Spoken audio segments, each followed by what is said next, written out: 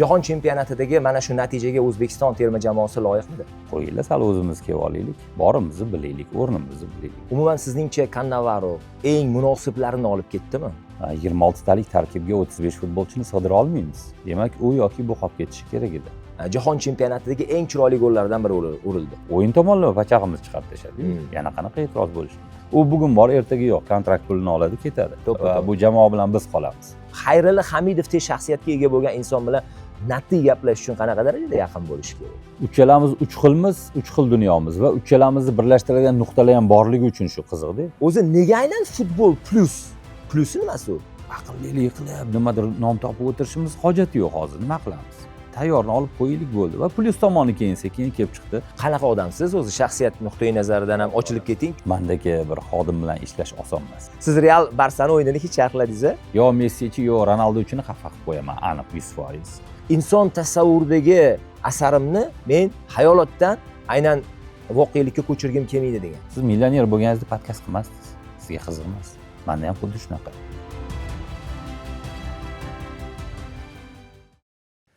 Futbol plus dasturini Jamoliddin Bobojonov va mashhur sharhlovchi Xayrulla Hamidov bilan xandon otib, vahoholab, mazza qilib, samimiy kulib olib boradigan bir ijodkor yigit bor.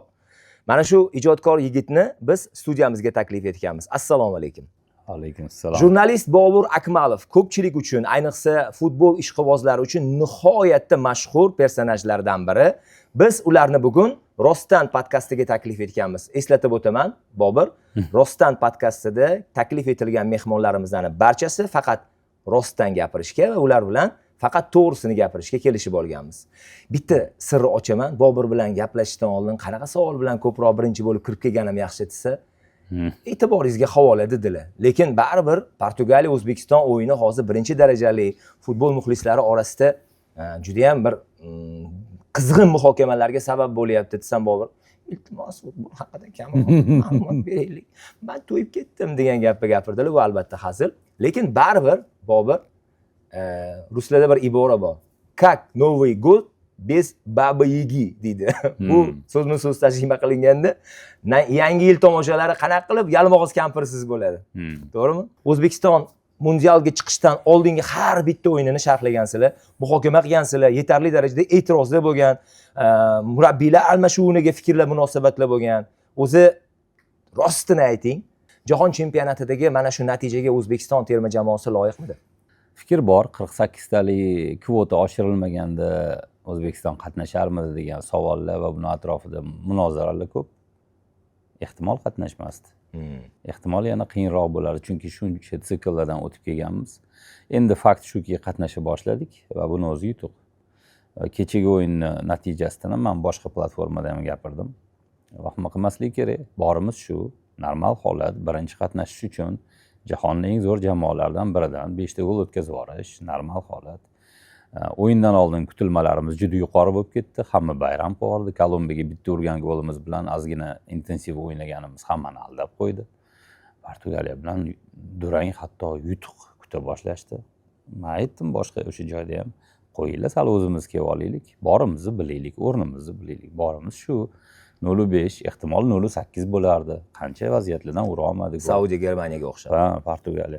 Shuning uchun hisob qanaqa bo'lishidan qat'iy nazar, men bu jamoadan, bu yigitlardan roziman. Ularga hech qanaqa tanqidim yo'q. Ha, juz'iy kamchiliklar bor, xatolarni gapirdik. Gapiramiz, hali xatolar ustida ishlanadi. Ammo qarshimizda dunyo yulduzlari turibdi. Kelinglar, shuni farqini bilaylik. Ularda intensivlik, xuddi o'sha ta'bir joiz bo'lsa, mana oddiy gaplashib o'tiribmiz. Buni video yozib olgandan keyin 2 karra tezlashtirib ko'rasiz-ku. Shunaqaga o'xshagan o'ynadi ular, fikrlash masalasida ham, to'pni qabul qilish, keyingi qarorni chiqarish masalasida. Jismoniy holatimiz balki javob berar, balki ular ham biz ham bir xil odammiz, ikkita oyoq, ikkita qo'limiz bor, boshqa. Ammo aytilgandek, fikrlash bir lahzaga bizdan ustun ekan, biz ulardan bunaqa mag'lubiyatga tayyor turishimiz kerak, normal holat. Shuning uchun yana bir marta aytgan bo'lardim. Buni Instagramga menimcha kesib ham qo'yasiz. Efariyaga berilmaylik. O'rnimizni bilaylik. O'rnimizni bilaylik deganda bizni o'rnimiz juda quyida, biz bir o'zimizni mensimaydigan munosabat emas. borimizni qabul qilamiz. Osiyoni darajasidagi 4-5 jamoa ekanligimizni qabul qilamiz va dunyo grantlariga qarshi aynan shunaqa o'yinlarda toblanib, keyingi jahon chempionatlarida normal natijalarga nasib bo'lsa yetib olamiz. Xuddi boshqalar kabi. O'yinchilarning jismoniy holati haqida gapirib o'tdingiz. Ularning ruhiy holatiga ham baribir qaysidir ma'noda murabbiyni ahamiyati, ta'siri kuchliroq bo'ladi jamoalarni. Umuman sizningcha Cannavaro eng munosiblarini olib ketdimi va sizni tabriz bo'ladigan bo'lsa, kimlarni qoldirib ketdi? Uni nazdida munosiblar ketdi. Uni nazdida, sizni nazdingizda nazarda. Endi men nazdimda boshqa joylarda ham aytdim, yana qaytaraman. Men Cannavaro emasman. Men bu jamoa bilan birga bo'lmadim. Men bu jamoani tashqaridan yuzaki ko'rdim. Kimlar yig'inga keldi, kimlar mashg'ulotda qanaqa qatnashdi, o'rtoqlik o'yinlarida kimlar o'ynadi va ularning harakatlariga tashqaridan muxlis bo'lib baho bera olaman. Ammo ichkaridagi oshxonada nima gap so'z? Fizik konditsiyasi, jismoniy holati qanaqa futbolchilarni, ruhiyati qanaqa, o'z klubida qancha o'yin amaliyotiga ega, jarohatdan keyin qanaqa tiklangan, bularning hammasini italiyalik mutaxassis biladi. Shunga ko'ra tarkibni tanladi. Javobgar ham o'zi. Shuning uchun bu tarkibini qabul qilamiz. Ammo o'zimizni o'sha yuzaki ko'rganimizdan fikrlar bildiradigan bo'lsak, avvalgi sikllardan yoki avvalgi chempionatlardan fikr bildirishimiz mumkin bo'lsa, hamma qatori mana Turg'unboyev jangchiligi kerak edi bu jamoaga deb aytaman. Ehtimol Hojimat Erkinov yordam bergan bo'lardi. Ehtimol Alisher Odilov ham tarkibda bo'lishi kerak edi deb aytaman. Ammo yana bir marta 26 talik tarkibga 35 futbolchini sig'dira olmaymiz. Demak, u yoki bu qolib ketishi kerak edi. Biz aytayotgan familiyalar olinganda balki Jiyanov, balki Esanov qolib ketardi, balki Jaloliddin qolib ketardi. Shuning uchun ular qolib ketganda ham xuddi shunaqa fikrlar bo'lishi mumkin boshqa tomon. Nimaga bular olinmadi degan. Bunaqa gap so'zlar butun dunyoda, butun futbol jamoatchiligida va milliy jamoalarda har doim bo'ladi. Bitta bizda emas. Manaman degan yurt milliy jamoalarda ham shu savol bo'ladi. Nega falonchini olmading, pistonchini olding? Angliyani o'zida ham juda katta rezonanslar bo'lgan savollar bo'ldi. Nima uchun Cole Palmer yo'q? Nima uchun Phil Foden yo'q? Mavsum yulduzlari bo'lmasa ular. Vaholanki Braziliyada Neymar qolib ketishi mumkin edi. Mumkin. Unaqa misollar juda ham ko'p. Shuning uchun bunga uncha ahamiyat bermagan bo'lardim. Cannavaro masalasiga kelsak, bizni milliy jamoaga taklif qilingunga qadar o'zi uni variantini eshitganimiz zahoti tanqid qila boshladik. Bizga kerak emas deb boshladik. Keyin jim bo'ldik. Sababi turnir oldi edi. Unaqa shov-shuvni vaqti emas. Tarozining bir pallasida milliy jamoa turibdi. Milliy jamoani muhim turnir oldidan ortiqcha ruhiy bosim yuklamaslik uchun bu gap so'zlarga chek qo'ydik va Cannavaroning faoliyatiga jahon chempionatida emas, yanvarda 2027-yil yanvarda boshlanadigan Osiyo Kubogida baho beramiz dedik va shu fikrda turibmiz hali ham. Ammo jahon chempionati uchun Fabio Cannavaroga ayrim e'tirozlar bor, jumladan tayyorgarlik masalasida. O'sha jismoniy holatimiz, futbolchilarni tekis joyda jarohat olgani savollar keltirib chiqardi. Ehtimol jahon chempionatidan keyin Fabio kelib bizning savollarimizga javob berar, matbuot anjumani o'tkazar. Har holda bu murabbiy yopiq emas ekan, Srechko Katanskiga o'xshab bemalol suhbatga kirishadigan va o'zi matbuot anjumanlari tashkil qiladigan murabbiy. Umidimiz bor, hali ko'rishamiz. O'sha 2-3 futbolchimizni turnir oldi va yoki o'rtoqlik o'yinlarida tekis joyda jarohat olib, hech qanaqa bir to'qnashuvlarda emas, mushagini cho'zib olgani yoki boshqasi va u jarohatlarni tiklanish muddati juda cho'zilib ketgani savollar tug'dirdi. Sen qanaqa intensivlik bilan jismoniy yuklama berding bu bolalarga turnirdan oldin? Kerakmidi o'zi bu narsa? Endi uni nazarda kerak edi, chunki Superligamizda o'ynayotgan futbolchilarni jismoniy holati talabga javob bermas edi. Jahon futboli talabiga. Eronda o'ynayotgan futbolchilarimiz o'yin amaliyotsiz edi, ya'ni ularda hech qanaqa bosim yuklama yo'q edi. Va umuman boshqa futbolchilarimizni ham hammasini 1-1,5 oy ichida fizik konditsiyasini to'g'rilab olish uchun yuklamani ko'paytirgandir. Endi bu ham bizning futbol bilan uncha tanish emas, yangi kelgan odamligi sababli kim qanaqa ekanligini bilmagan holda umumiy yuklama bergandir balki. Organizmlar har xil.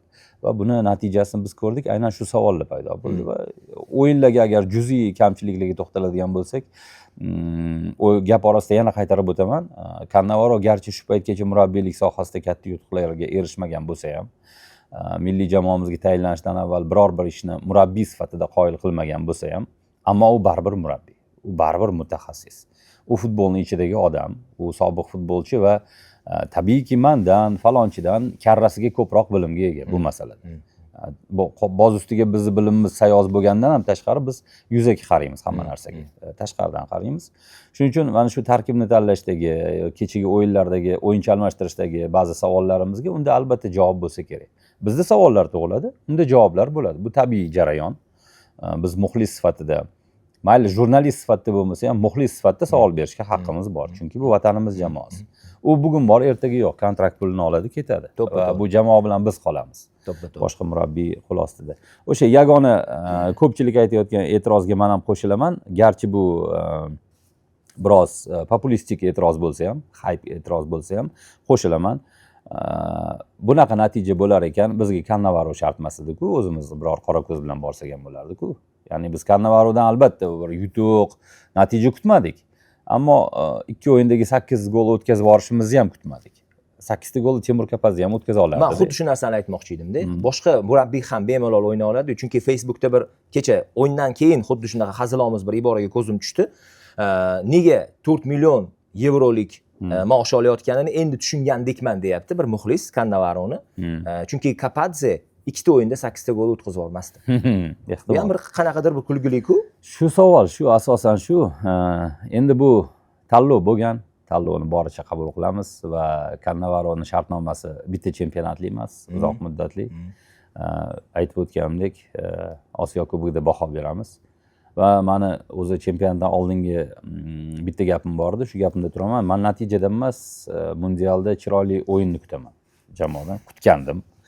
Farqi yo'q nechta gol o'tkazishimizni, asosiysi men jamoamiz kelajagi uchun qanaqadir bir chizgilarni ko'rgim bor edi. Cannavaro o'zini qanaqadir imzosini kiritdimi yo'qmi jamoaga?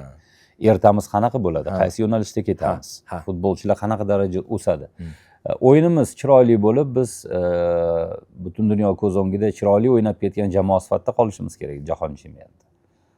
Afsuski yo'q. Bunaqasi ham bo'lmadi.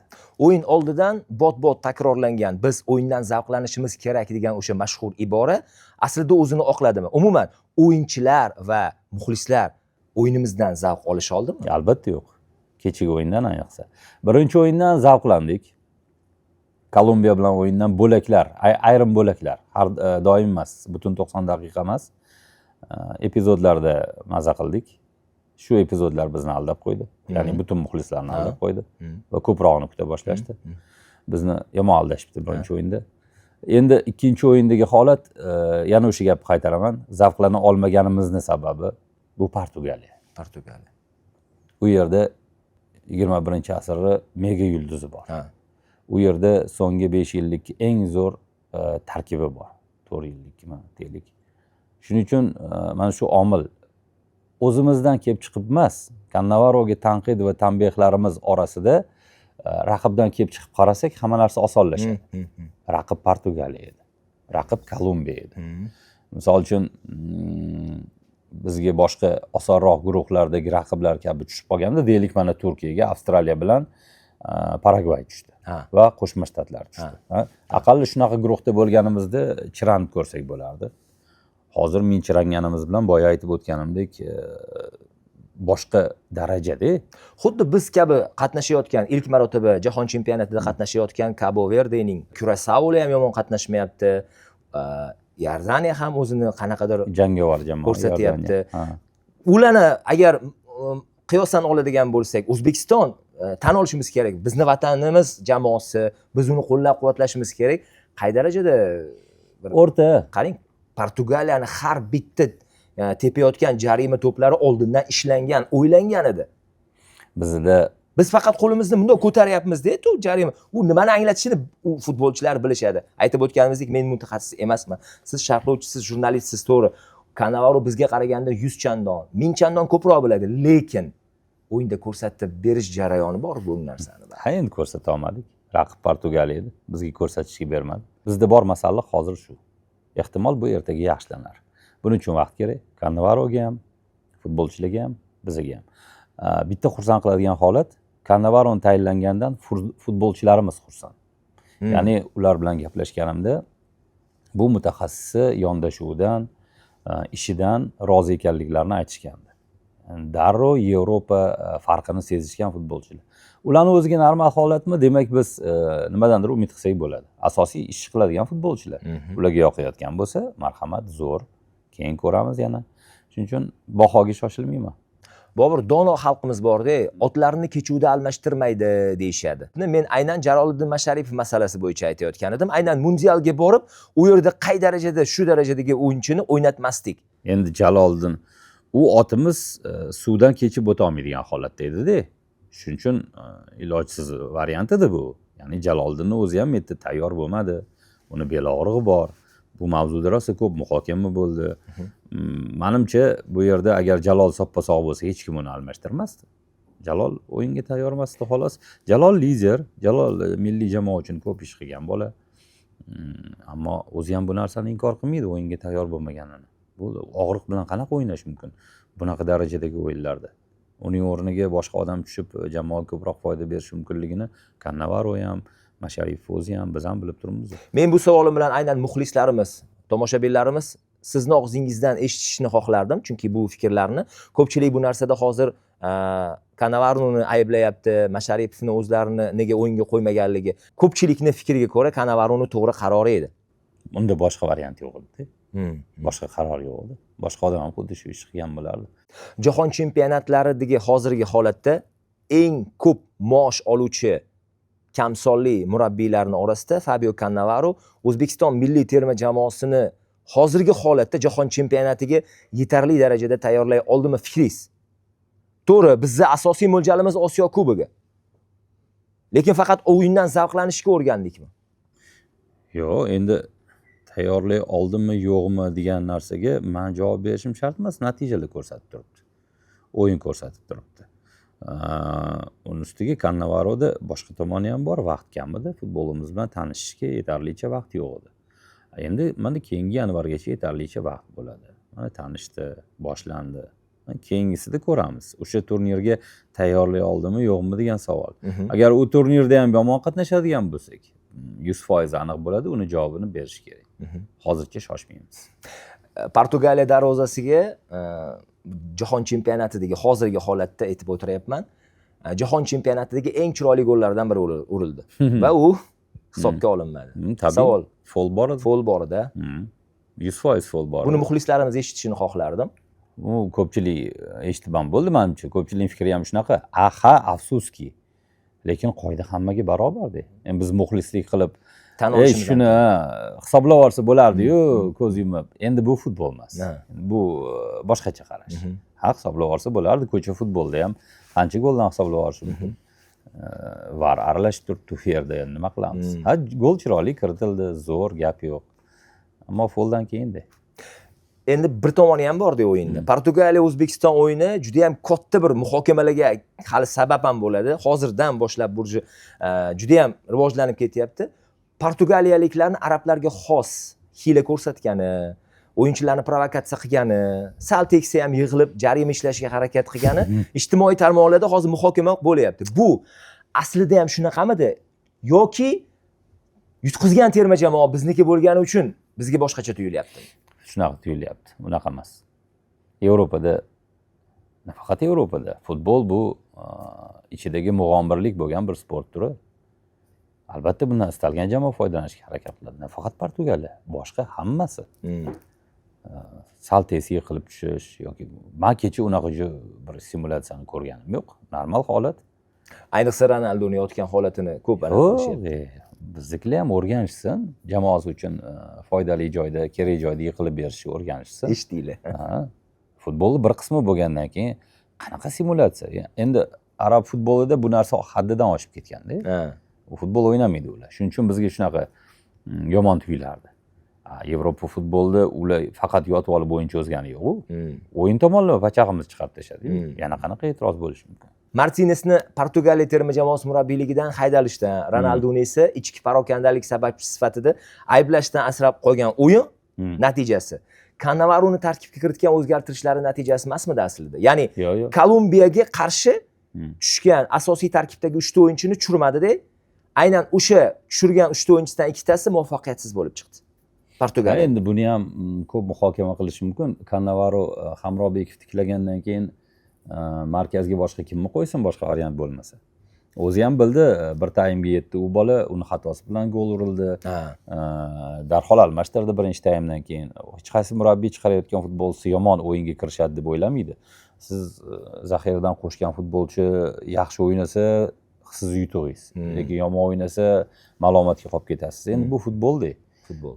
Har bir futbolchimiz maydonga chiqishga haqli edi. Hammasida o'ziga yarasha ambitsiyalari bor.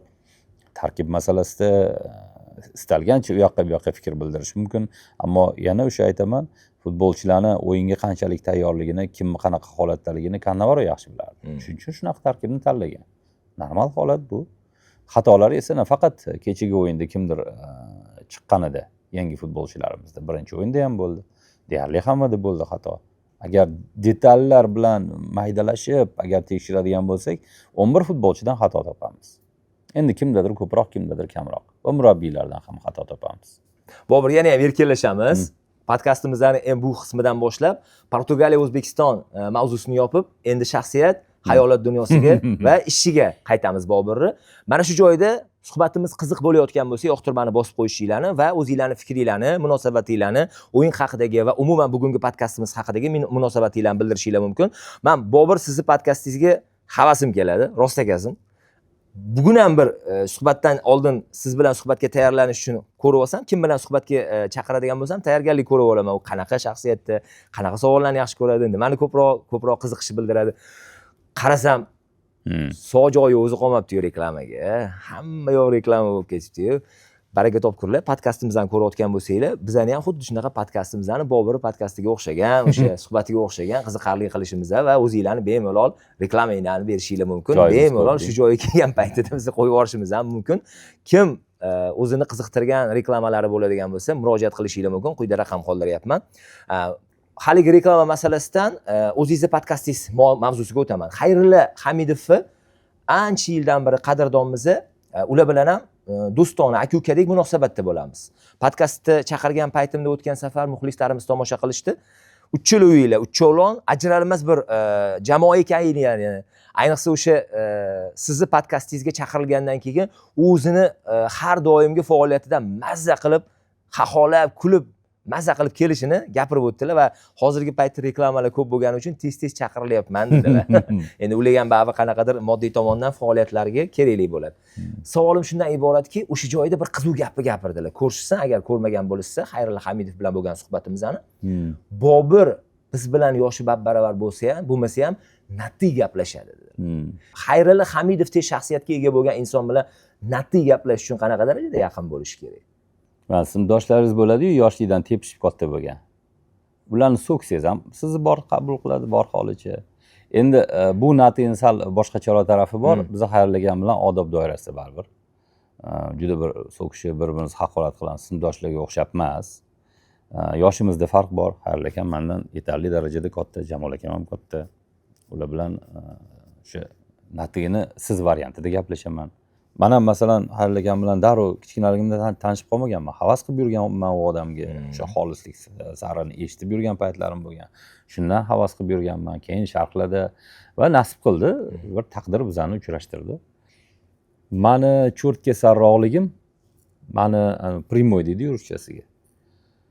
Va ularni bag'ir kengligi. Ya'ni Xayrilla akamda shunaqa men havas qiladigan va men hech qachon eplolmaydigan bitta odat bor. Hammaga birdek munosabat qiladilar, hatto bir bo'mag'ur odamga ham yomon munosabat qilmaydilar.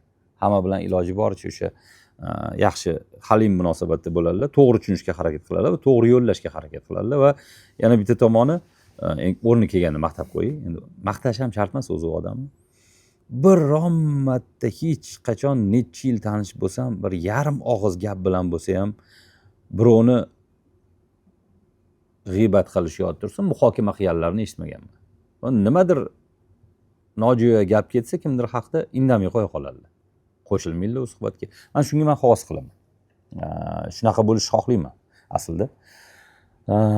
Endi u odamni ham ancha o'zi qitmirliklari bor. Agar o'zlari bilan gaplashib qoladigan bo'lsak, ancha ochiqlar, ancha kulgili. O'ziga yarasha hammada bo'ladi. Natini aytadigan bo'lsak, misol uchun biror to'y ma'raka bo'lsa, Xayrilla akam eshigini tagida borib turaman. mani uyimda biror narsa sodir bo'lsa kelib turishlarini ham bilaman. Misol uchun. Shuda nati. Boshqa hamkasblar biror narsa bo'lsa kelib hol ahvol so'rab ketadi keyin. Ammo kechgacha turishim mumkin o'sha yerda. Ukadek. Hech kim ket demaydi, yo biror xizmat bormi deb turaman. Ana shu boshqalarga nisbatan yaqinlikni belgisida, ya'ni boshqa podkastlarga borilganda qanchalik masofa saqlansa, bu podkastda keyin men erkin yana gapiraman Halikamga. Yana bitta tomoni Halikam ko'taradi shu narsani. Halikam bilan hazillashaman. Gohida uni ustlaridan kulish darajasidagi, ustlaridan kulmayman, bir hazil qilaman, istab ko'taradi shu narsani. Ya'ni meniki bo'lgani uchun ko'tarsa kerak. Boshqalarniki men uchun ko'tarmaydilar. Yo'l qo'ymasalar ham kerak, ko'tarmaslikda emas. Uni to'g'ri qabul qiladilar. Xarakterimdan kelib chiqib, bu bolani bori shu. Zato borini gapiradi deb ham qabul qiladilar. O'zingizga o'zingizdek munosabat. Ha. Shuning uchun menimcha o'sha sinfdoshchilik yoki boshqa qarindoshchilik yaqinligidan tashqari eng yaqin krugim deydi-yu. Shular. Futbol Plus dasturidagi o'sha ijodiy jarayon haqida gapirayotganda Xayrulakam Jamoliddin Bobojonovga alohida to'xtalib o'tdilar va uni studiya odami emasdek o'zini tutadi. Xuddi kecha kelib qolgandek. Shunisi ham yaxshi-da. Uchalamiz uch xilimiz-da. O'shani aytolmanda. Uchalamiz uch xilmiz, uch xil dunyomiz va uchalamizni birlashtiradigan nuqtalar ham borligi uchun shu qiziqda. Futbol Plusga o'zi nafaqat sizni ko'pchilikning havasi keladi. Boshqa podkastlardan farqli bo'lgani uchun ham keyin bu yerda shaxslar ham bor-da. Mana Jamol akam futbol ichida aynan turli yoshdagi milliy jamoalarimiz bilan yurgan odam necha yillab. Futbolni yaxshi biladi. Xayrulakam ham xuddi shu. Ular nafaqat sharhlovchi yoki jurnalist, futbolchilar ichida yuradilar. Shuning uchun ham keyin o'zaro nima deydi, yumor tushunish darajasi zo'rda. Kelaligida ham misol uchun biror luqma tashab qo'ysang, hazil qilsang yetib borishi. Bir xil o'tiradi tushunmasdan. Bu podkastda muhim-ku, ya'ni uyg'unlik muhim-ku, tezlik muhim, ya'ni fikrni to'g'ri qabul qilish va tez unga reaksiya bildira olish muhim-ku. Biz faqat futbol haqida gaplashishimiz mumkin edi, boshqa podkastlar kabi. Lekin bu akalar futboldan ham kattaroq-da tushunchalari. Futbol chegarasidan tashqariga chiqadigan. Shuning uchun qiziq. Boshqa sohalar ham borligi uchun. Ular bilan istalgan mavzuni tashlasangiz, o'sha mavzuda o'zini u yoki bu darajadagi fikrni bar bildira oladi va buni qiziq tarzda yetkazib bera oladi. Jamol akam to'porligi, ya'ni jurnalistikada o'qimagani uchun va Jamol akam aynan Futbol Plus orqali kashf qilganimiz uchun, chunki birinchi spiker sifatida bizga kelganlar va hali ham ular o'z fikrlarini bemalol namoyish qila oladigan platforma bu Futbol Plus. Agar to'g'risini aytadigan bo'lsam, gapingizni olishdan oldin biz Jamol akam bilan gaplashib, uni qo'yadigan bo'lsak podkastga yoki suhbatlarga, sen kimsan, sport mutaxassisimisan, unaqamisan, bunaqamisan deb ba'zi bir obunachilar hayp qilishadi. Vaholanki Jamoliddin Bobojonov bilmasanglar bilib olinglar, O'zbekiston milliy terma jamoasida futbolda ancha sochi oqargan insonlardan. Siz u bizga qaraganda ko'p narsani biladigan insonlardan. Shuni aytib qo'yish kerak. Endi unaqa haytlar ko'p bo'ladi, Xayrulakamga ham bo'ladi. Xayrulakamga ham bo'ladi. Endi bu iloji yo'q, hammaga bo'ladi. Hayt kimga bo'lmaydi? Hayt hech kimni tanqid qilmaydigan va hamma bilan bir xil bo'lishga intiladigan o'ta diplomat odamga hayt bo'lmaydi-da. Endi Xayrulakamni ham fikrladi keskinlik bor gohida. Jamol akam ham borini gapirib tashlaydi. Shuning uchun bir qanaqadir haytlar bo'lsa, men oddiy qabul qilaman bu narsaga. Shu siz aytib o'tganingizdek, hozir sen kimsan, futbol odammisan, nima deyapsan deydiganlar bilmaydi Jamol akamning orqasidagi bagaji qanaqaligini, osmondan olib gapirmayotganini. U futbolchilar bilan birga turib, birga yashagan. Biz tashqaridan ko'rib fikr bildirsak, u odam futbolchilarning jismoniy holati qanaqa bo'ladi, ruhiy holati qanaqa bo'ladi, ichkari oshxonada nima gap so'zlar bo'ladi, hammasini ko'rgan. Yillar davomida ko'rgan. Va undan tashqari u MTRKda sport kanalidagi bosh rejissyor bo'lib ishlagan. Translyatsiyalar rejissyori. Translyatsiyalar rejissyori degani bu har bir turda, har bir o'yinda, har bir musobaqada hamma o'yinni detallarigacha ko'rgan odam degani.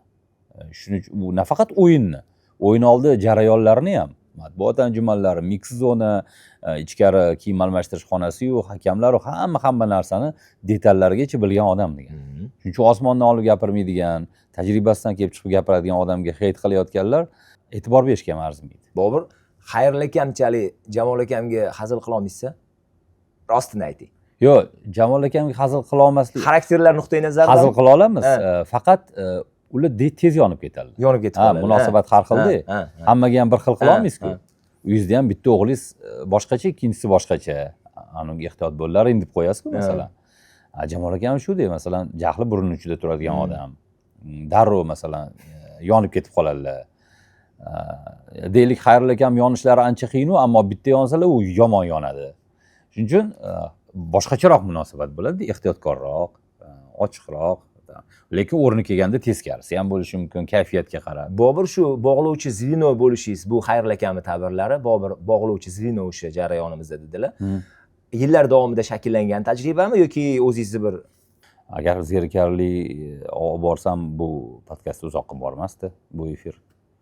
Va bu efir, aytib ketish kerak, bu efir eng katta plyuslardan biri bu jonli efir. Biz Futbol Plusni offline rejimda ham qilib ko'rganmiz. Ya'ni jonli efir emas, uni shunaqa studiyada yozib olib qilib ko'rganmiz. totimi unaqa bo'lmaydi. Yo'q. Bu jonli efir bo'lgani uchun juda qiziq va buni tushuntirib bo'lmaydi. Buni jonli efirda chiqib ko'rgan odamgina tushunadi. Radioda mashinani haydab ketayotgan odamni eshitsa hamchi, mana bir necha marotaba eshitdim deb maza qilasizlar. Chunki onlayn gapirasizda hamma gapni. Siz gapirib qo'yib keyin ertasiga montajchi bolalarga antini olib tashlab demaysizda. O'sha gapirayotganingizni o'zingiz senzura qilib turasiz. So'zni mas'uliyati, yuki, hazillarda ham masalan erkinlik ketib qoladi, ma'lum chegarada to'xtaysiz.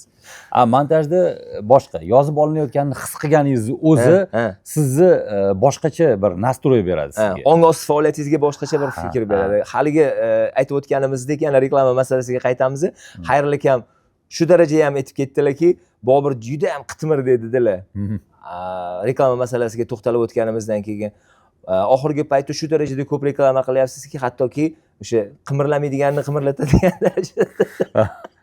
Qizuga qimirlagan narsani reklama qilyapsiz deb endi hazillashamiz Xayrul akam bilan. Chunki reklama ko'p. Qimirlamaganni ham deb qo'yadi. Qimirlamaganni ham qimirlatib. Reklama ko'p. Qarang, mana shu hazilni Xayrul akam ko'taradi-da. Boshqa odam bo'lganda sanga nima derdi? Misol uchun Xayrul akamning o'rniga bir xilda kommentariyalar yozishadi. Sanga nima, ko'ra olmayapsanmi? Uni pulni sanashga nima haqqing bor? Sen Xayrul akam oldida kim bo'libsan? Oddiyroq, osonroq qilaylik. Xayrul akam o'zimni aka. O odam bilan hazillashyapman. U odamki menga hazilga hazil bilan javob berib turgandan keyin, men u odam mensimagandan yo unga hasad qilganimdan emas, avvalo munosabatimiz yaqin bo'lganidan shunaqa hazillashaman. Va bu hazillarimiz efirga chiqayotganini o'zi eshitayotganlarning yutug'i emasmi? Masalan, men maza qilib eshitaman. Ularga kayfiyat beradi. U yerda-chi nima gapirilayotgani ham muhim emas-da, hattoki u yerdagi sizlarning kayfiyatingiz stolni tagiga kirib ketadigan darajadagi bir vahahala mazada. O'zi nega aynan Futbol Plus nimasi u? Xayrul akamni o'sha yoshlar kanalida Futbol Plus degan ko'rsatuvlar bo'lgan-ku oldin. Bor bo'lgan, to'g'ri. Azaldan bo'lgan. Mana Xayrul akam 5 yilga kurortga ketdilar. 5 yildan keyin qaytdilar. Endi o'zlari ko'p joylarda gapirganlar, men bu narsani gapirishim qanchalik to'g'ri, lekin men to'g'ri, samimiy gapiraman. Oson emas u yerdan qaytgandan keyin jamiyatga endi kirishib ketish, umuman integratsiyalashib hamma bilan va mehnat faoliyatini qayta boshlash oson emas. Buni Xayrul akam misolda ko'rdim, o'zi bilardim masalan. Oson bo'lmadi okaga bu jarayon, bu adaptatsiya jarayoni. Keyin bir g'oya tug'ildi, shu dastur qilish va ularni chaqirish. Bu to'g'risida juda ko'p gapirganlar, qaytarmayman. O'z-o'zidan shu jarayon ketdi. Boshladik shuni va Futbol Plus qila qolaylik degan to'xtamga keldik. Xayrul aka, adashmasam men aytdim shekilli, sizni o'sha eski dasturingiz bor edi. O'sha eski dastur haqida odamlarga eslatamiz. O'sha ko'rsatuv zo'r edi, men ham maza qilib ko'rardim. Odamlar eslaydi va sizni tezroq o'sha yana o'ziga qabul qilib olish oson bo'ladi dastur nomi orqali. Shuni radioga ko'chiramiz. Ya'ni bir aqllilik qilib nimadir nom topib o'tirishimiz hojati yo'q hozir. Nima qilamiz? Tayyorni olib qo'yaylik bo'ldi va Plus tomoni keyin sekin kelib chiqdi. Futbol Plus deb nomlab qo'yishga qo'ydik. Boshida ancha jiddiy bordik. Boshida faqat futboldan tashqariga chiqmadik. Endi o'zi maydon markazi degan dasturdan boshlanib, keyin Futbol Plusga aylandi bu narsa. Futbol Plusda ancha chegaralangan olib bordik boshida. Keyin Plus tomoni ham sekin-sekin kelib chiqa boshlagandan keyin o'zimiz tabiiy ravishda aytdikki, bu Plus tomoni futboldan tashqaridagi tomoni. Ya'ni jamiyat haqida, adabiyot haqida, ya'ni boshqa mavzular haqida istehzo bilan, yoki bo'lmasa bir kinoya bilan yoki bir hazil bilan gaplashishimiz mumkin o'sha plyus tomoni. Ya'ni tinglovchilar bilsinki, bu yerda faqat futbol emas. Undan tashqaridagi narsalar ham bor. Erkinlikka. O'sha plyus tomoniga istalgan narsani hozir qo'yib yuboramizda. Har bir aytib qo'yadi, Bobur plyus tomoni boshlandi hozir deb. Kirish so'zlarimda. Menda ham xuddi shunaqa Instagramda Behzodbek Abrorov asosiy profilimdan tashqari Avtopatrul plus deb qo'yganman. Ko'pchilik shu savolni beradi. Nega aynan plus desa, haligi javobingizni beraman. Shunaqa. Bemalol, xotirjam. Plus bizga erkinlik beradi. O'zi qachon tashkil etilgan bu? Aynan eshittirish tarzida bo'lganmi? Shuni sanasichi? Hech esda yo'qmi? Men bir aniq sanalarga yo'qroqman-da. Yaqindan o'tgan yilmi 10 yilligini esladik. 10 yildan oshdimi? Ehtimol 12 yil. Agar muxlislarimiz biladigan bo'lsa, podkastimizdan tagiga albatta yozib qo'yishadi, chunki muxlislaringiz juda ham ko'p. Birinchisidan boshidan ko'rayotganlar bor-da. Shu qachon birinchisini ko'rgansiz? 14-yilmi, 13-yilmi, 15mi shuni yozib qoldirsa? YouTube kanalim yo'q dedingiz-a? Men shaxsiy YouTube kanalim yo'q. YouTube'ga chiqariladi bu har bitta podkast. Endi bu radioni YouTube kanalida o'zinikida. Demak, men bekorga so'ramayapman. Qizim, senga aytaman, kelinim sen eshit degan tarzda obunachilarimiz bo'lib, bemalol Futbol Plusga ham obuna bo'lib olishinglar mumkin, chunki u yerda har doim haftada necha marta beryapsizlar o'zi? Hozir jahon chempionati paytida 2 martaga o'tdik. O'zi haftada 1 marta dushanba kuni. Doim aniq vaqt. Eshitadiganlar buni vaqtini ham anaqasini ham bilishadi. Futbol Plus dasturidan tashqari Bobur ancha yillardan beri Kunuzda faoliyat yuritishadi. Kunuz haqida qachon borgansiz? U yerda kim bo'lib ishlaysiz? Xuddi Xayrul akam kabi, Jamol akam ikkalamizda ham faoliyatimizda bir shunaqa bir davr bo'lganki, ishdan bo'shaganmiz. MTRKdan buni hamma biladi. Qanaqa voqea bilan, shov-shuvli voqea bilan bo'shaganimizni ham biladi. Va shunda MTRKdan Jamol akam ham men ham ketgan paytimizda Kunuz birinchi bo'lib o'ziga chorlagan, bag'rini ochgan dargoh. Ya'ni birinchi bo'lib emas, boshqa takliflar ham bo'lgan. Bularni chaqirig'iga yo'q deb bo'lmasdi. Chunki Kunuzdagi yigitlarni men tanirdim avvaldan. Kunuzdagi faoliyati meni yangi darajaga olib chiqdi, yangi qirralarimni ochdi, yangi imkoniyatlar berdi. Va qizig'i o'zi aslida mendagi bir xodim bilan ishlash oson emas. Qanaqa odamsiz o'zi shaxsiyat nuqtai nazaridan ham ochilib keting, chunki biza asosan suhbatdoshlarimizni boshqa tomondan kirib kelardi. Endi Portugaliya O'zbekiston o'yini g'olib bo'lgani uchun bu yerda, g'olib kelgani uchun mavzusi o'sha bilan boshladik. O'zi shaxsiyat bilan kirib kelaman. Farqi yo'q. Men og'ir odamman. Xudoyim ham menga mos ish va mos rahbarlarni, mos hamkasblarni berganda. Ya'ni toqatim yetmaydigan joyda bir kun ham turmayman o'zi. Va toqatim juda ham tor aslida. Xarakterim og'ir odamman. Radiodagi rahbarim ham zo'rda. Masalan, meni kayfiyatimga, qo'shqog'imga doim qaraydi. Kunuzdagi bolalar ham sharoit ham qilib berishadi. Yo'q ham deyishmaydi. Baraka topsin. Imkoniyat berishadi har doim. Meni xarakterimdan kelib chiqib har doim menga navstroch yurishadi. Xo'p deb turishadi. Bu ijodkor uchun nihoyatda muhimda. Albatta, men masalan juda bir og'ir odamman deganim bilan haddan oshmayman. Ammo o'ziga yarasha bir tegib bo'lmas xarakterim bo'lgani uchun shular hammasi shunga ko'nib turib, men bilan ishlaganiga men avvalo ulardan minnatdorman. Avvalo o'sha menga rahbarlik qilayotgan yigitlardan, radiodagi boladan ham, Kunuzdagi yigitlardan ham, o'sha tepamda turgan, menga ish bergan va mendan narsa talab qiladigan yigitlardan. Uni ustiga mana Futbol Plus podkastimiz ham bor. Bu yerda ham menga to'g'ri keladigan akalar bor. Shu boricha qabul qilish, tolerantlik, bag'rikenlik masalasida menda shu narsa yetishmaydi. Men hammani boricha qabul qila olmayman. Men shu bir kimdadir kamchilik ko'rsam, yomon narsa ko'rsam, bir munkar ish ko'rsam jim o'tib keta olmayman. Ya'ni mayli qo'yoqo deb keta olmayman-da va e'tirozimni ham qo'polroq tarzda bildiraman. Jahl bilan bildiraman-da. Shunchaki menga o'sha yumshoqlik, halimlik yetishmaydi.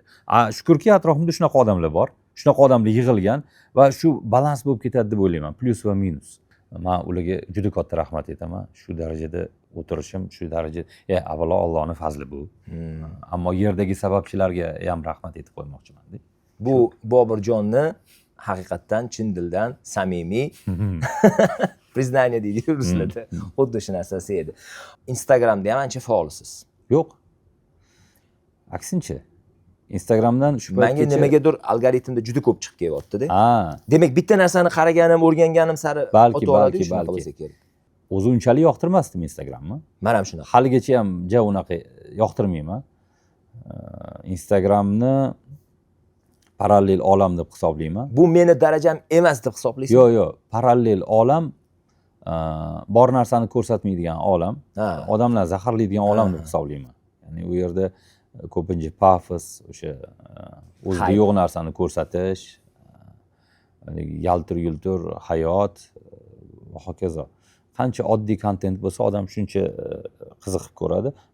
Yaxshiki, so'nggi paytlarda oddiy kontentlarga qiziqish ko'paydi. Oddiy dehqon bolaga, oddiy cho'pon bolaga. Afsuslanarli tomoni, o'sha oddiylikdan boshlagan odam keyinchalik reklama olishni boshlasa o'zgarib ketyapti-da, shunisi yomon. Ya'ni Instagramni o'sha ortiqcha jimjimali aslida yo'q bo'lgan hayotni targ'iboti deb tushunganim uchun yoqtirmasdim. Va u yerda yolg'on ham ko'p. O'zim ham fake'larga bir necha bor uchib qolaman. Haligacha mana aldanib qolaman. Aslida fake bo'lgan axborotlarni olib turib peripost qilib qo'yaman-da, keyin menga aka bu yolg'on edi-yu deyishadi. Uyalaman o'sha paytda. Shuni tekshirmaganimga, fake'larni tekshirmaganimga. Ya'ni aldab qo'yish oson bo'lgan tarmoq bo'lgani uchun men endi Instagramda qanaqa faolman so'nggi paytlarda, birinchidan jahon chempionati bo'lgani uchun, shu to'g'risida ko'proq odamlarning fikri boshqasi bo'lgani uchun va agar meni profilimga kimdir kirib ko'rgan bo'lsa, men montajli, bir montaj qilingan roliklarni qo'ymayman hech. Shunda kamera olaman-da, hayolimga kelib qolgan narsani gapiraman-da, bo'ldi, o'shani bez montaj shunda qo'yaveraman. Hayolimga kelgan emas, savalayman-da.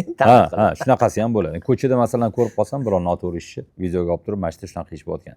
Garchi uni foydasi bo'lmasa ham, rahbarlarga yetib bormasa ham, o'sha ishga mas'ul bo'lgan odamlarga, shunchaki o'shani ko'rib jim o'tib keta olmagan Chumolini ishini qilasiz. Ha, qo'yaveraman. Mayli, endi bizadan karnichidan bir puf deydi, zori biror kun kelib o'sha kamchiliklar to'g'rilanib qolsa. Telegramda ham kanalim bor, unda ham juda yengil narsalar qo'yaman-da. Unaqa u bir aqlli narsalar qo'ymayman. O'zi bir nima deydi, aqlli narsaga ham da'voyimiz yo'q-ku. Oilamni ham cheklab qo'yganman bu narsadan. Bolalarimga masalan iloji boricha telefon yoki o'sha tarmoqlarni bermayman. Vaqtingizni ko'proq nimaga sarflayapsiz oxirgi paytda? Mana jahon chempionati boshlangandan beri hamma yor asvo bo'ldi. Uyquga ham vaqt yo'q. Boshqa bir 80-90% sharhlovchilardan farqli ravishda masalan ertalab turib ishga borishim kerak-da. Boshqa sharhlovchilarning asosiy ishi sharhda-ku. Endi men Zo'rtovaga sharhga chaqirishgani xayrli akam aytdilar-da menga. Bolalar akam, yordamga kelmasangiz bo'lmaydi. Masalan, sharh sizni ham aytib yubordim, sizdan so'ramasdan. Sizni ham qo'shdik shunga dedilar. Xo'p dedim. Endi akam aytgani uchun xo'p dedim. Keldim. Endi sharh o'sha paytda xohlab turgan paytim edi. Juda bir o'lib qolibmas-ku, lekin xohlab turgan paytim edi. Keyin sharh meni hayotimga xalaqit bera boshlagani bilindi. Tungi sharhga borganingizdan keyin bomdodga ham tura olmaysiz. Ertalab bolalarni ham maktab bog'chasiga olib borishga juda qiynalasiz. Kunduzi ishingiz ham unumi pasayib ketadi. Uyqu bosib yuraverasiz. Mana bolalar ham bilishadi, hamkasb bolalar, futbol ichida yurgan bolalar, eng keskini va eng erkini menman. Ya'ni yumshoq qilib aytganda erkin deyishadi, ro'yrost aytganda keskini, tanqidga moyilrog'i menman. Dakkini ham? Eshitadigani? Men. Chunki hamma hayotlar shu orqali. Nimaga sharhlayapsan? Nimaga uni yomonlayapsan? O'zing tushunasanmi? Sen kim bo'lsan?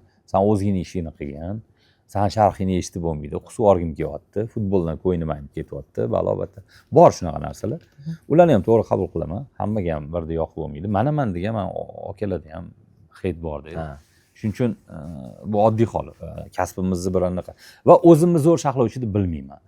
Yaxshi sharhlovchi deb bilmayman. Masalan, ayni paytda Xayrli akam bilan Davron konkursdan tashqarida, o'zi mega. Ayni paytda qolgan mana bu qatordagi mendan yosh yigitlar mendan ancha yaxshi-da. Sharhga yondashuvi, ishga yondashuvi, munosabati, sharh uslubi ancha yaxshi. Shuning uchun bu tomoni ham bor. Men sharhlovchida zo'r bo'lmaganimdan keyin nima qilaman? Hammani charchatyapti. Hammanga hayt olib kelyapti. Ham eng yaxshi bo'lmaganimdan keyin boshqalarning asabiga tegganimdan keyin nima qilaman sharhlab degan narsa paydo bo'ldi. Jahon chempionatidan keyin yig'ishtirmoqchiman. O'z jahon chempionati paytida bir hafta 2 hafta oldin yig'ishtirdim. Lekin qarasam Zo'rto'da bolalar kam qoldi-da, ularga juda yuklama tushib ketdi. Kecha kunduz men chiqib ketib bitta odam kamayib qolsa ham hamma o'yinlarim ularga o'tgandan keyin uyqusiz qolib ketishdi-da ular. Keyin men aytdim, bolalar qaytaman mayli, jahon chempionati oxirigacha yordam berib turing sizlarga. Dedim. Shunaqa nuqta bo'lar ekan, nimadir qachondir oxiri bo'lar. Sharq masalasida menda shunaqa erta oxiri bo'ldi. U ham bo'lsa o'zimdan kelib chiqib, o'zimning xarakterimdan, cho'rtkesar va sharptakiligimdan kelib chiqib, ya'ni sharqlarda oshirib yuborayotganimdan kelib chiqib, kimnidir dilini og'ritib qo'yaman sharqda. Yo Messichi, yo Ronaldo uchun xafa qilib qo'yaman, aniq 100%. Yoki bo'lmasa o'zimizni bolalar o'ynayotgan bo'lsa, kimnidir personal tanqid qilaman va albatta ularni uydagilari ko'rayotgan bo'ladi. Aman ko'rib turgan narsamni silab silliqlab o'tib keta olmayman. Boshqa sharhlovchilarda shu xislat bor. Ya'ni buni xislat deb aytaman men. Ya'ni diplomatiya ham xislat-da bu. Bu fazilat. To'ppa-to'g'ri. Hamma narsani hamma joyda shartda aytaversang, zararni o'ylamasdan bu ham to'g'ri emas. Ha, men o'zimcha to'g'ri qilayotgan bo'laman. Noto'g'ri ish etish kerak o'sha joyi o'zida deyman, lekin etishda ham etish bor. Halimlik, yumshoqlik bor, ozgina qirralarni bir suvab, randalab etish degan narsa bor. Amanda hammasi tikonli bo'lgandan keyin o'g'lim hali kichkina futbolga berdimda. Mashg'ulotlarni ko'ra olmay qoldim. Orqadan bittasi kelib patkat tashlaganda murabbiy bilan urushib ketdim. Bo'lmasa bolalar futboli. Buni to'pog'ini sindirib qo'ysang nima qiladi dedim. Yonib ketdim o'sha yerda murabbiy bilan. Endi u yerda e'tirozim haqli edi. Chunki kichkina bolaga yoshligidan unaqa o'yin o'rgatib mumkin emas.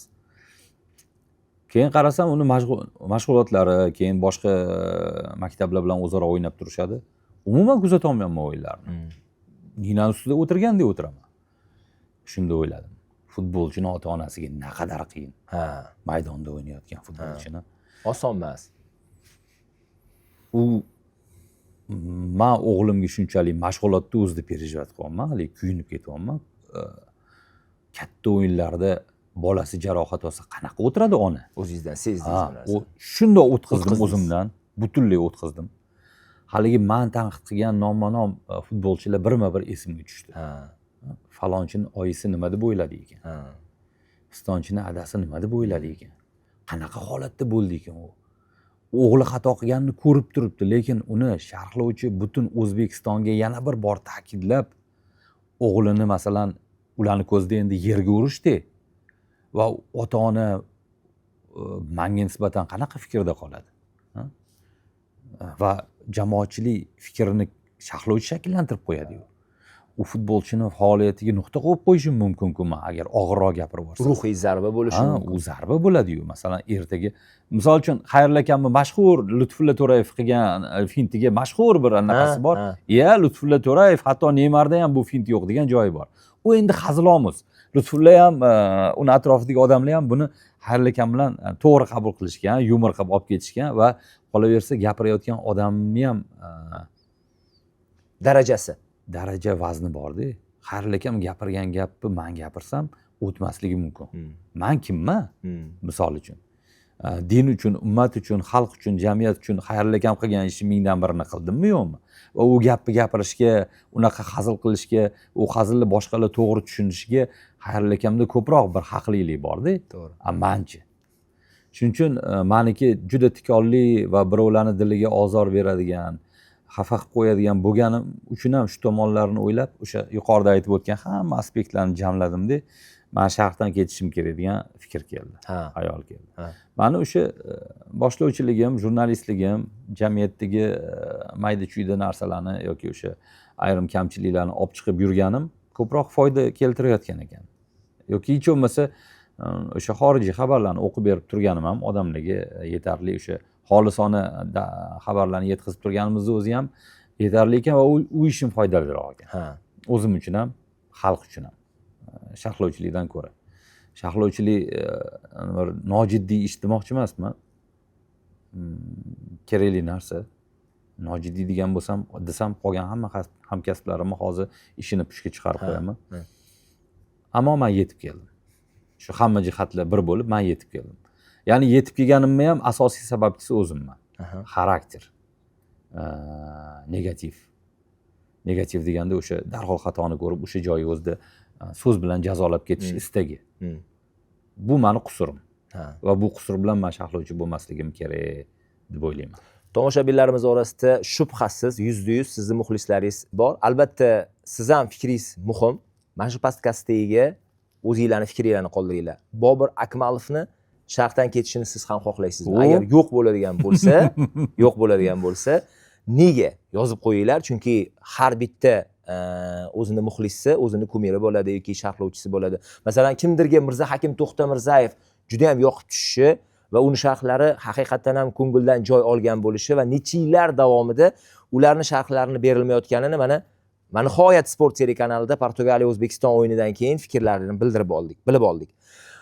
Kimgadir rahmatli marhum Davlat aka Turdaliyev sharhlari nihoyatda yoqardi.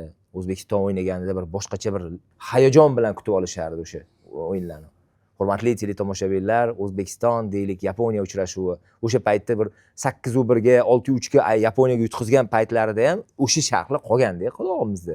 98-2000-yillardagi. Bobur Akmalovning ham sharhlari yoqadimi sizlarga? Keskin, shu bir birosasiz, o'zini fikrini dangal ayta oladigan bir to'pori, jaydari sharhlar ham kerakmi? Nima deb o'ylaysizlar? Yozib qo'yinglar. Bobur, ishonchim komil. Kerak emas deydiganlar ko'p bo'ladi va ular haq. Ularga e'tirozim yo'q. Ular haq. siz Real Barsani o'yinini hech sharhladingiz-a? Yo'q. Sharhlamadingizmi? Klassikoni sharh. Men eshitmadim, ne klassikoni, El Klassikoni anaqa qilganingizni, yo'q sharhladingizmi? O'sha o'yindan ko'pchilik sharhlovchilar qo'pol qilib aytganda qo'shtirnoq ichida qo'rqib turadi. Ha. Menimcha yo'q, sharhlamaganman. Bir necha yil avvalgilarni eslashga harakat qildim. O'zi Davron bilan xayrlashgan bor joyda katta o'yinlar ortmaydi. Chunki har qanaqa bosimga ham chiday oladigan, ularning egalari bor-da. Ha, neytral sharhlaydigan, bosimlarga chiday oladigan va sharhlovchilikda yetuk odamlarga berilmasa, unaqa katta o'yinda bu yoqdagi odamlar rostdan ham hayitga qolib ketadi. Ular ham hayitga uchraydi, ammo ularda bu narsaga antidot bor-da. Shuning uchun ham va ular baribir endi o'zining ishini ustalari-ku. O'shaning uchun Amerikaga ketmadingizmi? Yo'q. Garchi javobini bilsam ham, savolimga javobini bilsam ham, ko'pchilikka oshkor qilish uchun shu narsani savob sifatida beryapman. Haligi gapim. O'zi sharqdan qochib yurgan odam Amerikada nima qiladi? Yo'q, o'zi Amerikaga bormasligingiz sababi nima bo'ldi? Nega xohlamadingiz? Bu yurt meni hech qachon tortmagan o'ziga. Hech qachon tortmasa ham kerak. Birinchidan. Ikkinchidan, oiladan uzoqda 15-20 kun. Men chidolmayman. Men o'z safarlarga chiqsam, oilamni olib ketaman. Ko'pincha. Bola chaqam bilan, butun oilam bilan ketaman. O'zim ketsam ham uzoq bir hafta. Bir haftadan ko'p emas. Bu oilasiz yurish menga stress. Ha, juda ham ayniqsa o'g'lim bilan bir kunda bir-birimizni sog'inib qolamiz. Uni video aloqa orqali ko'z yoshini ko'rish menga qaytish biletini olib borishga undaydi. Shuning uchun uzoq muddatga oilamdan ketmayman. Amerika meni hech qachon o'ziga tortmagan. Futbol katta turnirlardagi haybarakallachilik menga yoqmaydi. Va qolaversa taklif ham bo'lishi kerak-ku. Eng asosiysi o'ta qimmat. Misol uchun Xayrul akam bilan Davron kabi ketmaydi qolganlar. Baribir o'zini ketganda hozir qancha sarflashyapti taxminan? 3 ta o'yinga borib Yo'q, uni bilmadim. Taxminan men tanishlar. Xayrul akamdan so'rash kerak. Kelganlaridan keyin intervyu olaman. Xayrul akamga unchaqali zarar qilmasa kerak. Chunki Futbol Plus dasturlari bor-ku. Sponsorlar ko'p-ku, homiylar. Yo'q, mayli, barakasini bersin. Plyusda kelsinlar. Bunga haqli u odamlar. Bu tomondan agar o'zingiz ketadigan bo'lsangiz, chempionatdan oldin menga aytishdiki, bir to'liq chempionatni o'tkazib kelish uchun kam deganda 20 ming kerak edi. Shunaqa ekan. Ikkita pochka deydi. Shunaqa. Endi bir ma'lum bir muddatdan keyin qaytadigan bo'lsangiz ham bari 10 ming pulingz ketadi-da. Oson emas-da. Oson emas, haqiqatan. Shuning uchun 10 ming pulga bitta mashina olib qo'yganingiz yaxshi-ku. Yoki bir 20 ming pulga kichikroq bir yermi, kvartira olib qo'yganingiz yaxshi-ku. To'g'ri. Amerikaga borib kelganingizdan shohingiz chiqadimi? Bobur kitob o'qib turasizmi? Doim kitob o'qiyman. Qanaqa ko'proq mavzudagi kitoblarni o'qiysiz? Muxlislaringiz baribir eshitishi va ular ham o'sha kitobga yana ham ko'ngil bog'lamaganlari ko'ngil bog'lashi uchun aytib o'tyapman. Mana bitta sinfda har xil bola bo'ladi-yu baribir. 40 ta bola bo'lsa, hammasi har xil-ku. Kimdir kitobni yaxshi ko'radi, sanoqli. Kimdir ikkita harf o'qisa uyqusi keladi. Majburlab o'qitgan taqdirda. Kimgadir u kitob kerak emas, hayoti usiz ham o'tyapti. Ilmsiz bir johil hayot bo'lsa ham o'tyapti. Qo'pol qilib aytganda ko'chaga akurkasini tashlamaslik yoki bo'lmasa to'g'ri joyda parkovka qilish masalasi ham farosatga, ilmga borib taqaladi-da. Birovga zulm qilmaslik masalasida. Shuning uchun unaqa johil odamlarga bar kitob o'qita olmaysiz. Ammo shu bilan birga kitob o'qiydiganlar orasida ham johillar bor, yetarlicha. mayli bitta qolipga solmaymiz hech qaysisini. Kitob o'qish uchun bitta narsa aytmoqchiman.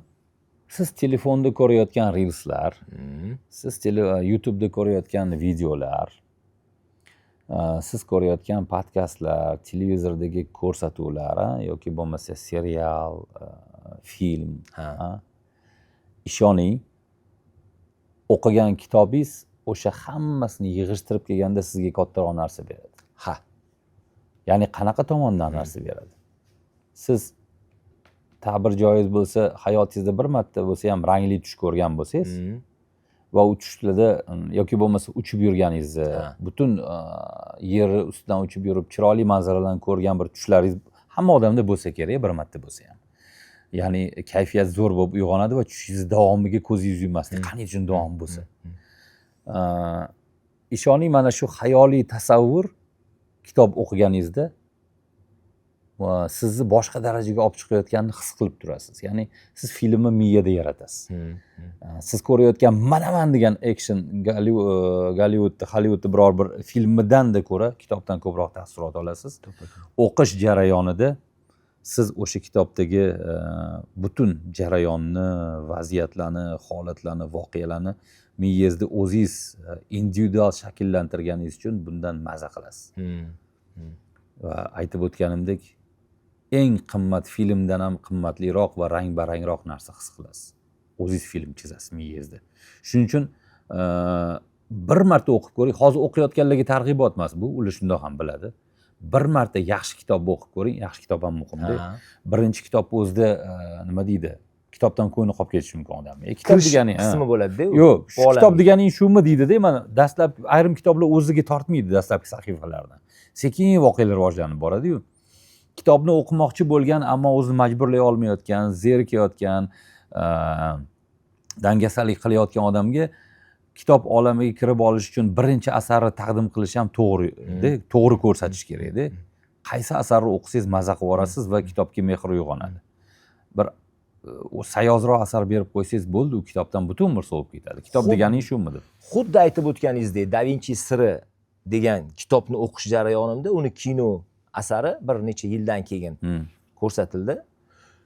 Aynan kitobda o'qigan narsalarimni bir mingdan biri ham yo'qda kinoda. Tasavvuringizdagi bo'lmaydi u narsa. O'shaning uchun ham buyuk yozuvchi Gabriel Garcia Marquez aynan Xayrli akani podkastida ham bu narsani ta'kidlab o'tganman. Yolg'izlikning 100 yili degan asarini, o'zini asarini aynan kino darajasiga olib chiqishga ruxsat bermagan. Kino qilishga ruxsat bermagan. Chunki inson tasavvuridagi asarimni men hayolotdan aynan voqelikka ko'chirgim kelmaydi degan. Va unda haq edi. Hali aytib o'tganingizdek, bir necha marotaba katta bir olamga, boshqa bir olamga tushib qolasizlar. Bobur to'g'ri aytayaptilar.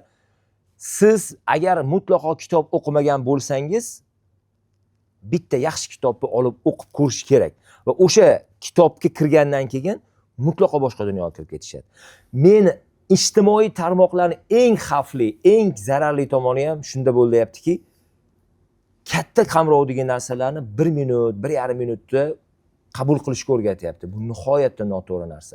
Hattoki 2x degan tezlashtirib ko'radigan funksiyalar yaratilyapti. Bu insonni miyasini zaharlayapti. O'zimga ham taalluqli. Mana ancha yillardan beri kitob o'qiyman. Kitob sevarman Bobur, yaxshi ko'raman kitobni. Lekin shu Instagram, YouTube, mana shunaqangi podkastlar rostakazimga vaqt olyapti. Montajlari, podkastlar ham endi manfaatli bo'lishi uchun kerak podkastlar. Lekin uni haligi jarayondan bir keragidan ortiq darajada mehr berib olasiz-ku. O'ta darajada vaqt olyapti. Ya'ni odamni tirikchilikdan tashvishi bo'lmasa, tirikchilik tashvishi degan narsa bo'lmasa, bola chaqa boqish, non topib kelish degan narsa bo'lmasa, uni o'zini intellektini, aqlini rivojlantirishga vaqti ko'proq bo'ladi. Siz ham podkast qilmasangiz va podkastdan keladigan prosmotrga yoki tushadigan reklamaga ehtiyojingiz bo'lmasa qilmasdingiz. Siz yotib olib kitob o'qirdingiz. Siz millioner bo'lganingizda podkast qilmasdingiz. Sizga qiziq emas. Menda ham xuddi shunaqa. Manfaat. Endi to'g'ri, odam o'zini qo'pollik qilib aytganda kayfi uchun ham mana bu mikrofon masalan bir narkotikka o'xshagan narsa. Bundan uzilib keta olmaydi o'rgangan odam. Buni bilamiz biz. odam o'zi uchun ham masalan o'sha millionerlar ham ishlaydi-da.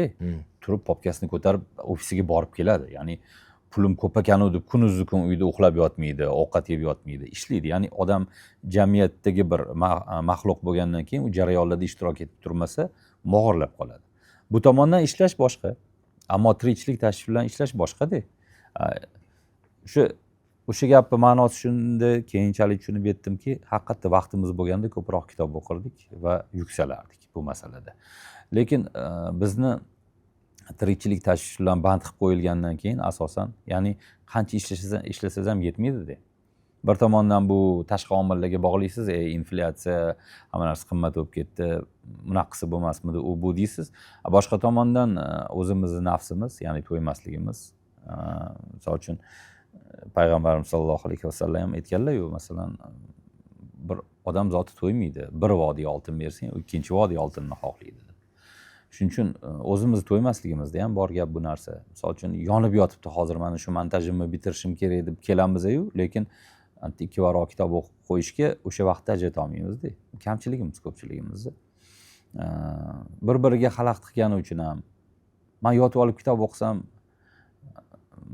bolalarimni ta'limi, sporti bilan kim shug'ullanadi? Ular uchun pul kerak. Ularni misol uchun qornini to'ydirish kerak. Shu tomonlarni o'ylaymiz-da. Shuning uchun o'sha gap juda to'g'ri ekanda. Bir uyim pulim bo'lganda onlaring, sarflalaring derdim va o'zimni yuksalishim uchun tinimsiz kitob o'qib yotardim. Balki afsuski, balki xayrlisidir, unaqa emas. Ishlashimiz kerak, aralashib yurishimiz kerak, odamlarga foydamiz tegishi kerak, farzimizni bajarishimiz kerak oilamiz oldiga. Bu ham bizga berilgan omonat, farz. Faqat kitob o'qib yotaversak ham bo'lmaydi. Bobur, davlat va jamoat arboblari, yozuvchilar, sportchilar, atoqli adiblar, jadidlar, millatini ko'zi ko'rgan eng o'sha namoyanda insonlar o'zidan keyin esda qolarli bir ibora qoldirib ketishgan. Bobur Akmalov Rostdan podkastiga qanday iborani tashlab ketadi? Qiyin narsa aytdingiz hozir. Hech qanaqa aqlli gap aytmoqchi emasman. Bitta oddiy gap aytaman. Qur'on va hadisda yozilgan narsalardan ortig'ini odamzod ayta olmaydi. Bo'ldi shu. Shuning uchun men birorta bir harf tugul tinish belgisiga ham davom yo'q biron narsa aytishga. Hammasi shu yerda bor. Siz bilan Rostdan podkastida jurnalist, boshlovchi, Futbol Plus dasturini asosiy ijodkorlaridan Bobur Akmalov bo'ldilar.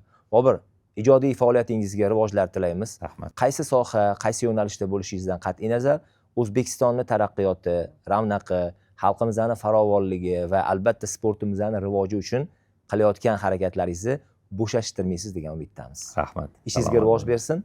Agar keyingi podkastlarimizda sizning ham nomzodlaringiz bo'ladigan bo'lsa, bemalol kutib qolamiz. Mana shu izohlarga yozib qo'yasizlar. Siz qarshimizda kimni ko'rishni xohlardingiz? Boburjonga esa albatta rahmat aytib qo'yasizlar. Rahmat. Sizga ham rahmat. Salomat bo'ling.